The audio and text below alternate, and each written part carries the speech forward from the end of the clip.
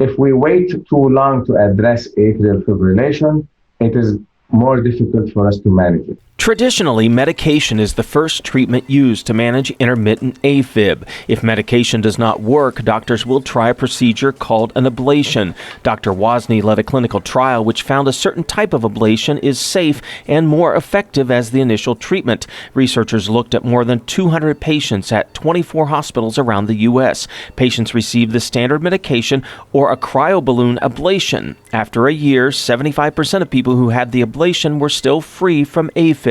In comparison, only 45% of people who took medication were still A-fib free. Dr. Wazni says using ablation as the first treatment could help keep A-fib away longer and prevent it from getting worse. So if you take into account the success rate of the ablation itself, 75% versus 45%, that's very good news for our patients. But also, if you take into account healthcare utilization, those patients took medication and a big proportion of them still ended up needing an ablation. This was an FDA-regulated study, so it could change how doctors treat A-fib in the future.